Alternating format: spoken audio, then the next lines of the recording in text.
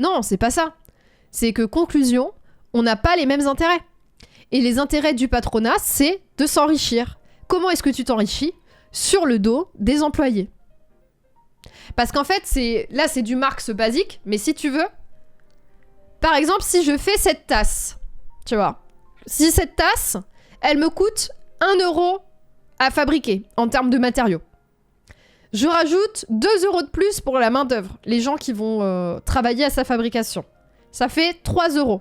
Et ben si je la vends juste ce prix-là, je ne me fais aucun profit, j'accumule aucune richesse. Donc le but, ça va être de réussir à créer de la plus-value. Et donc du coup, pour rentabiliser la personne qui coûte 2 euros pour te faire cette tasse-là, et ben en fait, ce que je vais faire, c'est que je vais la faire travailler beaucoup plus et elle va produire beaucoup plus de tasses. Comme ça, elle va être rentable.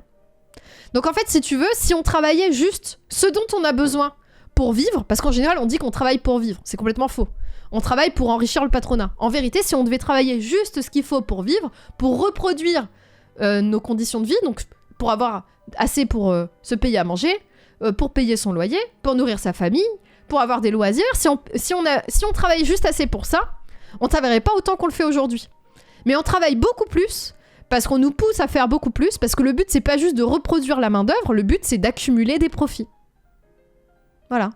Et donc, on vous pousse à toujours plus pour rentabiliser le fait que vous coûtez de l'argent au patronat. Dans leur tête, vous leur coûtez de l'argent. La vérité, c'est pas que vous leur coûtez de l'argent, c'est que sans vous, rien ne se fait. Donc sans vous, ils n'ont pas d'argent. Ils ont rien.